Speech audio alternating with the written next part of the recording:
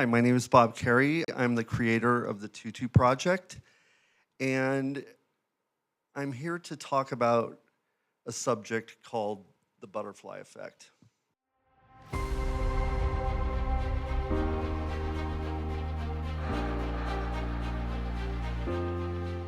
So the butterfly effect, imagine a butterfly flapping its wings in New York City. Hypothetically, it could cause a storm here in Taiwan. The idea is that everything is connected. Small actions can cause big changes. To me, the butterfly effect is very basic. It sounds complicated, but for me, it's who we're being as a person, how we're communicating, and what we're putting out there. It's love, it's acceptance, it's how you greet people. And basically, big things can start with one person. Like my wife was diagnosed with breast cancer. And when that happened, it was about her and I. It was about us. And so when things get rough for me, like when I was in my 20s, my mom passed away from breast cancer. The same diagnosis that my wife has.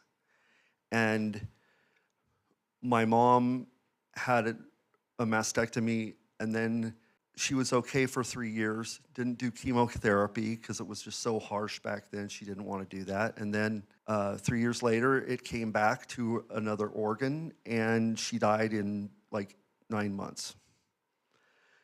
And so when I heard this happen with my wife, kind of exactly the same, it was like a repeat.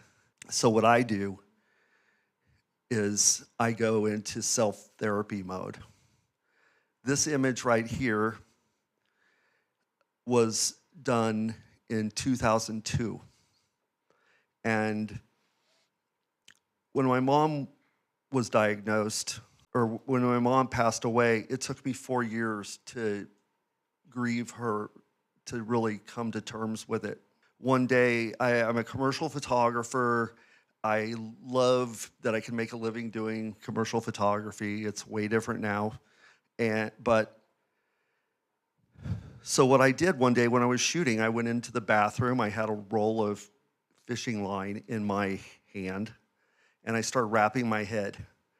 And I looked kind of like a pineapple, and I had longer hair at the time. But when I wrapped my head, it felt comforting.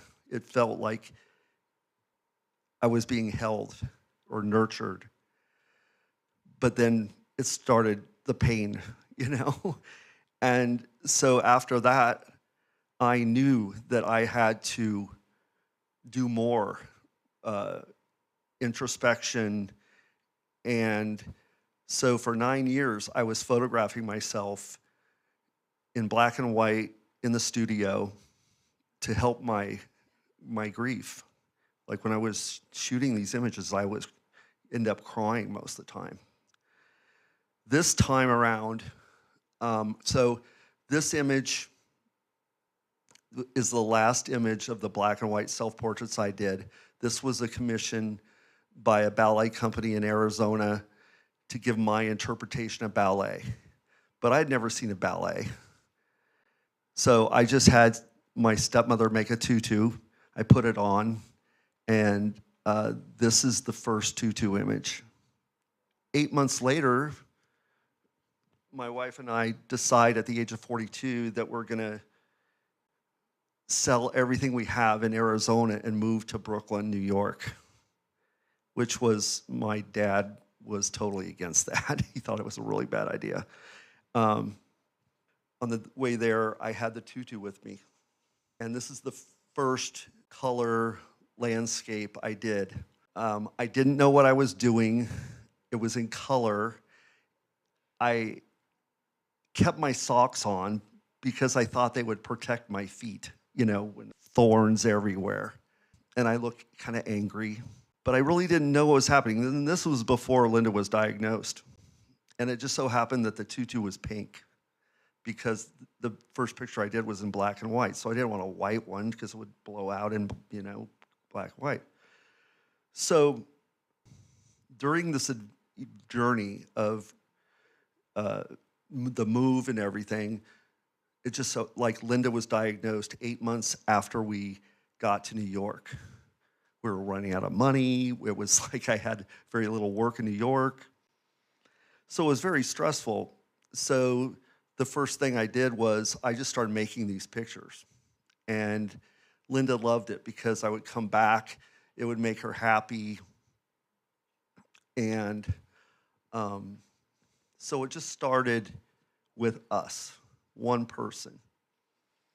3 years later, after her diagnosis, her cancer came back to her liver, which is what it did with my mom. And it was really, it's stage 4 metastatic breast cancer, which usually it's, not a great thing. And so she started on her new her new drugs, an infusion every 3 weeks. So she started taking these images into the cancer center, and she would see women there, and she would show them the images, and it would make them happy. Or they would see themselves in these images, like how lonely they could be, or melancholy, or happy. But it just took the edge off of them.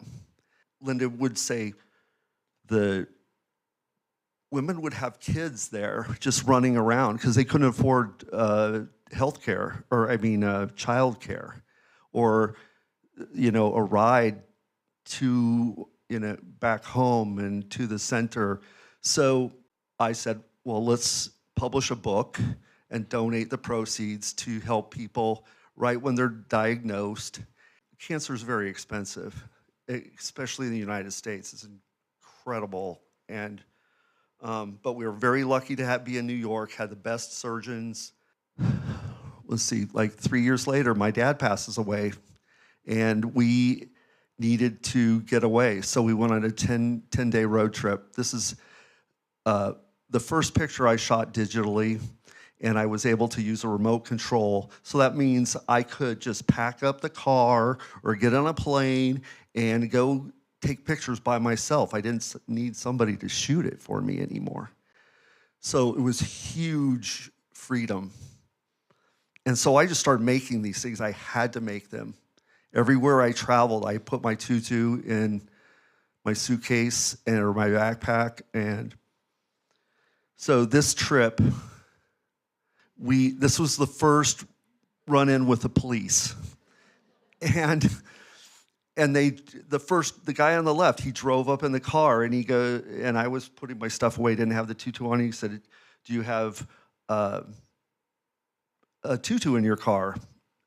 And yeah, so he wanted to get a picture with me, with everybody in it, in the new car.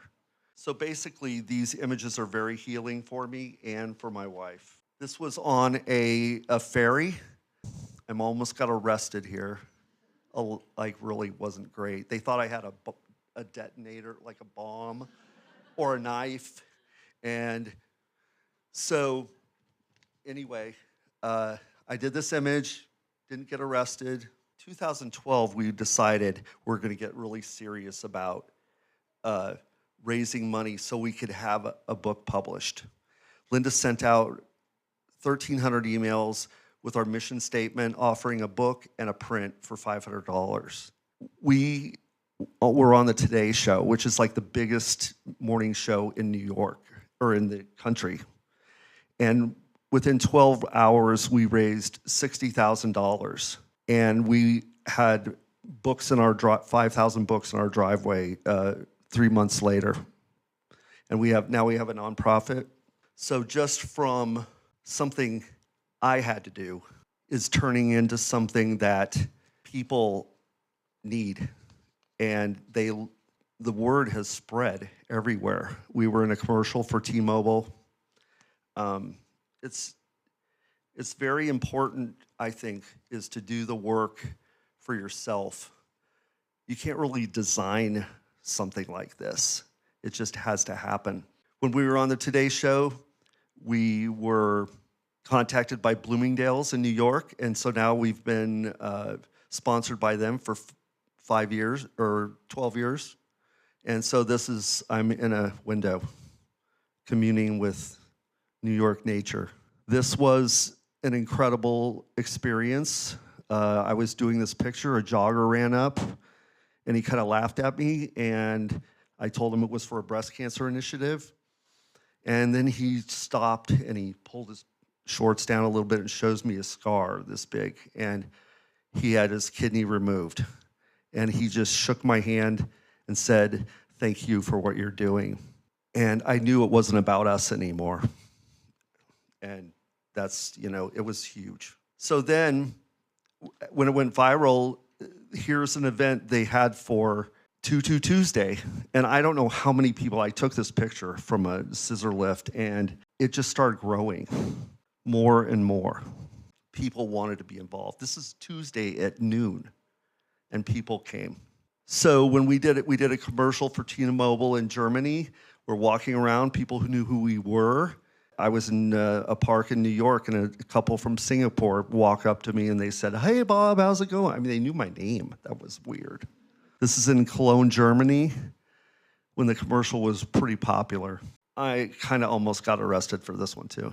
What we also do is we have a campaign called Dare to Tutu, and we're sponsored by corporations, and what they do is we give them tutus, they make pictures, the corporation donates the money, and for like transportation, the money that we raise is for transportation, childcare, wigs, therapy, undergarments.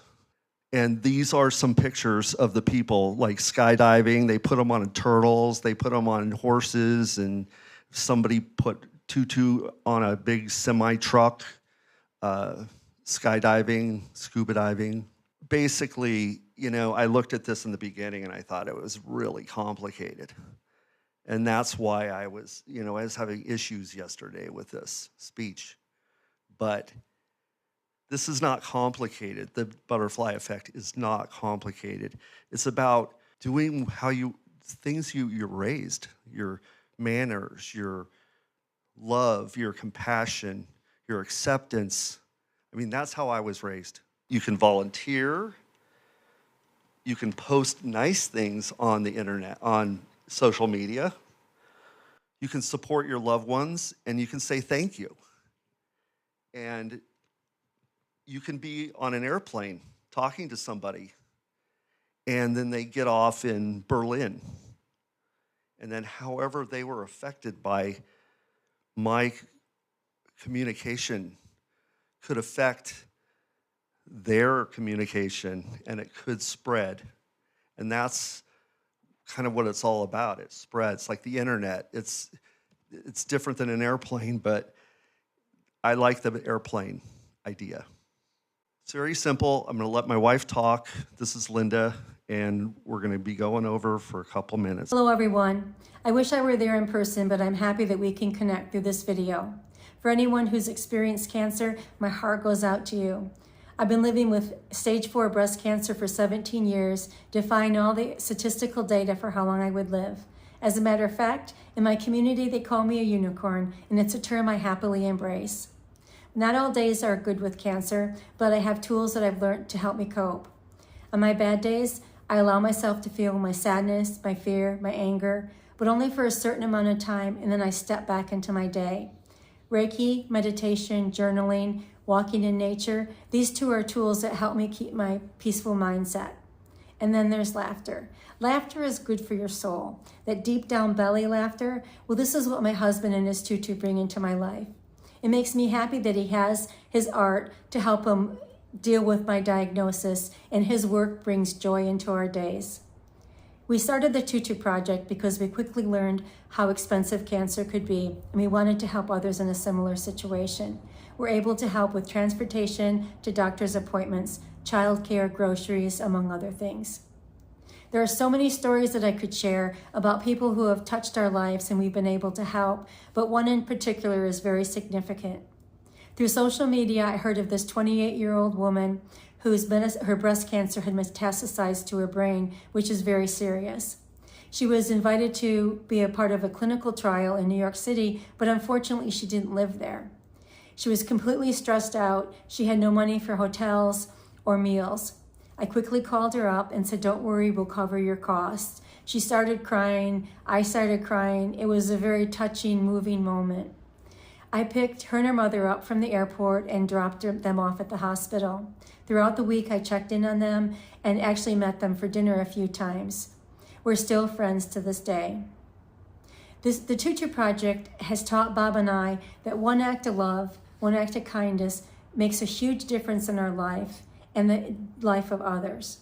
And this is what I invite you to take into yours. I want to thank everybody, especially Dawn Chang, who is relentless and unstoppable. This is her passion to bring love and joy to the world.